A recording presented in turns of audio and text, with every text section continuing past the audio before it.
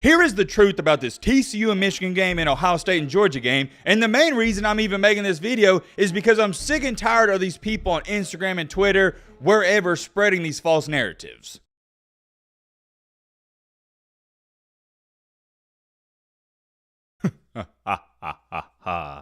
Ladies and gentlemen, no, that ain't right. Man, oh man, do we have something to talk about, and do I have a video for y'all today. You better strap in for this one. Get you your favorite snack, popcorn, drink, whatever you like to eat when you watch a video, because trust me, I do the same thing.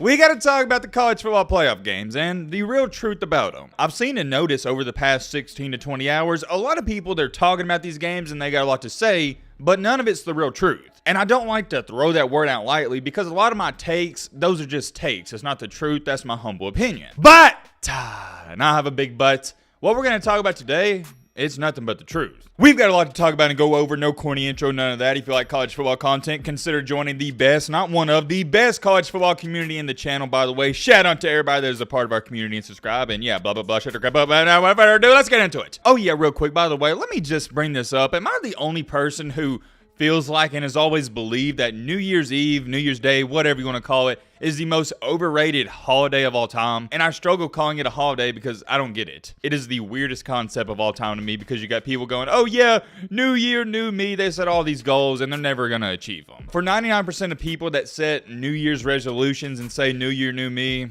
it's not going to happen. You're still the same old you. I'll put it this way, and we got to get a move on. Every successful person I've met and run into doesn't do the new year resolution type of stuff. You know why? Because you shouldn't be sitting there on December 21st going, oh yeah, I'll go to the gym and I'll better myself whenever the new year comes. You should treat every single day like it's a new opportunity. You shouldn't wait until January 1st. Stupidest concept of all time. I don't know why it's even a thing, and I don't want to rant on that because I'd talk about it for 5 to 6 minutes. Y'all know how I am. I'm about striving for greatness and no excuses whatsoever. You got to wake up every single day and dominate your competition. Whoa. Hold on. Did somebody say competition? I think they did. Let's talk about some competition, aka the playoff. Well, actually, let me bring this up for 15 seconds. I know all my Bama fans, you want me to talk about Bama destroying and obliterating Kansas State, but I'm not. Everybody knows this. Did Alabama lose some games they should have won this year? Yes. Did they struggle? Yes. But they're still always one of the top teams in the country. If you watched the Bama and K-State game, you saw it firsthand that Alabama just has better talent and better players. That's all it was. Kansas State looked like a JV football team scrimmaging a varsity team. So there is no recap on that game. Kansas State isn't built to beat a team like Alabama. We all know that, and the reason I'm not going to talk about it is because nobody's shocked about it. We got to get a move on and talk about the TCU and Michigan game.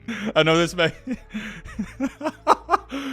may shock some of y'all, but your boy Matt was 2 for 2 when it comes to the playoff games. I predicted TCU to pull off the upset and beat Michigan, and I also predicted Georgia to beat Ohio State. If you've been watching my predictions and keeping up with me throughout this season and on this channel, you would know, yeah, that's kind of rare. Normally this year, I've kind of been the death kiss. If I pick your team to win, you're going to lose. But in this situation, I got this one right. Now, for the TCU-Michigan game, nailed it perfectly. I said TCU is going to win in a close one, which they did. For Georgia-Ohio State, I was not just slightly off. I was really off on how the game was going to go. I thought Georgia was going to be bigger, stronger, faster, and just put Ohio State away early, and that did not happen. It was the opposite. Georgia had to come back. And we're going to dive into detail on this. Ohio State, they should have won this game. Georgia had no business winning it. It is what it is. Like I said, we'll talk about that in just a second. First things first, we're talking about TCU Michigan. You know what? I say we take a look at the box score and the stats because I haven't even looked at them. Just like I said in my live reaction that I normally do after some of the big time games, I said Michigan, they crapped this game away. They was the better team. They should have won, but they gave away 23 points. And y'all know what I'm talking about. I even tweeted out. Let's talk about this real quick. What about that horrendous, probably the worst play call this season? It's 4th and goal from about the, 1.5, 2 yard line.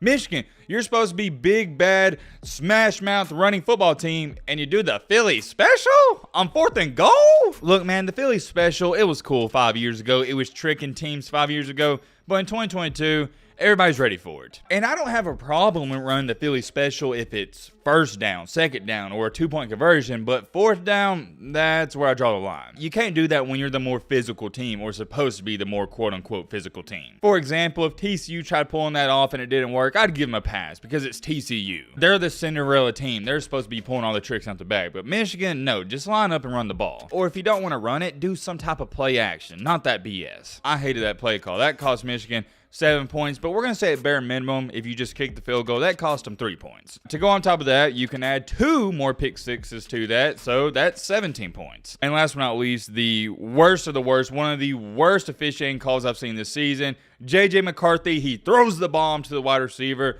He's sliding into the end zone. They review it, say he comes up about, what was it, a couple inches short. Next play, what do you know, they fumble. That cost Michigan 7 points. So in total, Michigan crapped away 23, 24 points, however you want to look at it, because TCU's kicker missed an extra point. I don't even want to address or speak on it too much more where they reversed that touchdown into it was short and then they fumbled, because it should have been a touchdown. There's nothing to debate. Terrible call, and I know everybody's going to bring up, and even Michigan fans, I've seen some of y'all tell me this on Twitter, well, Matt, yes, they blew the call, but we shouldn't have fumbled. And I agree, but you shouldn't even had to run that play. It should have been a touchdown, period, the end. Regardless of all that, you don't lose the game on one play. Michigan, you crapped away 23 points. I just explained it. Let's get a move on to the box score. On one side of the ball, you got Max Duggan. Didn't really play that great of a game. I wouldn't say he played a bad game. He played an okay game. I know he can play way better than that. Didn't even complete 50% of his passes, 14 for 29, 225 through the air, 2 TDs, 2 INTs. QBR of pretty good, 75.7. The running backs played good, and Max Duggan was also pretty efficient on the ground. On the other side of the ball for Michigan, this is my first time even looking at it, McCarthy, 20 for 34, 350 through the air, 2 TDs, 2 not just INTs, pick sixes, QBR 78.5. And on the ground, you got Donovan Edwards going over 100 yards, and McCarthy, what about 50? And last but not least, when you look at the total team stats, it's 1A, 1B. It's an even matchup. Here is the truth about this TCU and Michigan game and Ohio State and Georgia game, and the main reason I'm even making this video is because I'm sick and tired of these people on Instagram and Twitter, wherever, spreading these false narratives. All I saw on Twitter was going into this game, man, TCU's fraudulent, they don't deserve to be in the playoff, and yada, yada, yada. Y'all know how that goes. That's all I've seen. People saying TCU, they're not one of the best 4 teams in the country. Alabama's better than TCU. They should have got in over TCU, and blah, blah, blah, blah, like I said. But now, the game's over, TCU upsets Michigan. The narrative has changed to this. Well, Michigan's fraudulent. They're a very fraudulent Big Ten team. They weren't really that great. Going back to this, what are all these Bama fans saying? Hey, TCU got beat by Kansas State, and we beat them by 30 points. So that means if TCU beat Michigan, we're better than Michigan. We should have gotten the playoff. Continuing on to this Georgia and Ohio State game, here's the narrative being said about this. Nobody's discrediting Georgia, we know that, but now people are saying Ohio State, yeah, they played Georgia close, but you still lost. It doesn't matter if you lost by 30 or 1 point, you lost, and you can't win the big-time game. Everybody's saying Ohio State, you played a great game, but yet still Ryan Day can't get over the hump. It's just this continuing cycle of, okay, well, this team didn't belong in the playoff, they shouldn't have got in, and everyone keeps changing up their mind like that. I am going to say this one time and one time only. Michigan, just because they lost to TCU by 6 points in a game in which I thought they played their C-plus game, it doesn't mean they're fraudulent and they're not a really great football team. The exact same thing applies to Ohio State. Have I said Ohio State's overrated and soft throughout this year? Yes, but at the same time, go back and watch the videos. I said they're a good and great football team. The only knock I've had on Ohio State is I think they're soft. However, what have I told you? With CJ Stroud and Marvin Harrison, they're arguably one of the most talented teams in the country. The exact same thing I said about Michigan, it applies to Ohio State. And last but not least with TCU. Now you got people saying, okay, yeah, well, TCU, they got lucky against Michigan. They're about to get curb stomped by Georgia. As to how a team at the college football level can make the national championship and people can still say it's a fluke and they're fraudulent and overrated,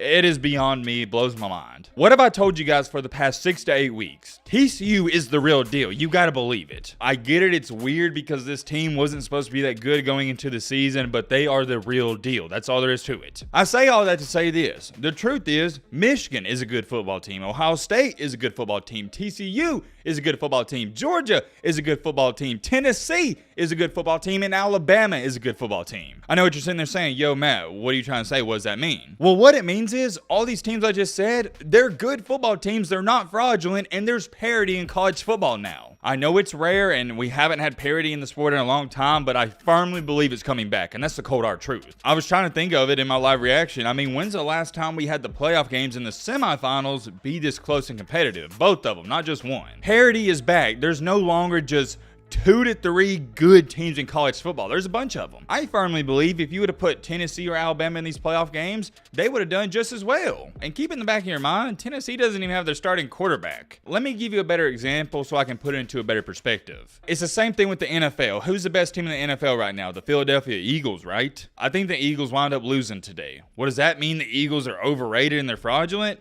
No. What it means is there's other good NFL teams out there. That's the same thing with the NCAA at the college level. Just because TCU beats Michigan, it doesn't mean we should point at Michigan and say, overrated, fraudulent, J.J. McCarthy ain't good. Well, no. How about we look at TCU and go, hey, that's a really good football team. How about we look at Ohio State losing to Georgia and go, yeah, Ohio State didn't blow that game. Georgia took it away from them. I don't understand why college football fans want it to only be 2 to 3 good teams, and that's it. It seems like nobody can come to the firm conclusion that there's a lot of good football teams at this current moment in time. I'll admit it. Let me just lay out this scenario for you. Let's say you put these 6 teams in a playoff and anybody would play anybody. Alabama, Tennessee, Michigan, TCU, Ohio State, Georgia.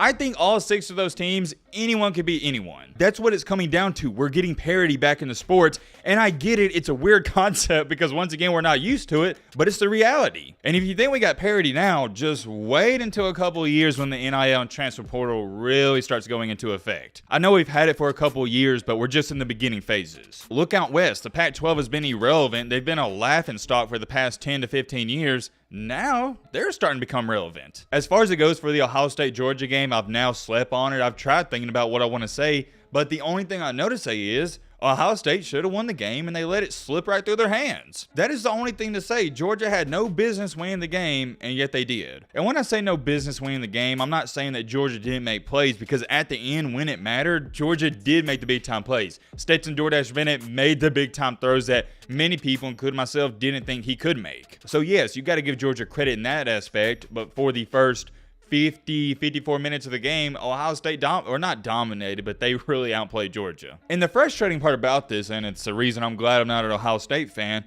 is I don't know who you want to blame. CJ Stroud played one of the best games I've ever seen him play, and I don't think you can put this loss solely on Ryan Day, because normally that's what Ohio State fans do. For example, the past 2 times I beat Michigan, everybody's like, okay, blame Ryan Day, and yeah, it's worked. But now, are you really blaming this loss on Ryan Day? I don't think so. This is going to be a hard pill to swallow, but I don't think you can blame the loss on anybody. I think you got to look at Georgia and say, hey, they made big time plays and they outplayed us in the end, and that's why they won. That was a heck of a game. All in all, I think parity is coming back, and many people don't even want to accept it. I am very curious. Let me know your thoughts down below. But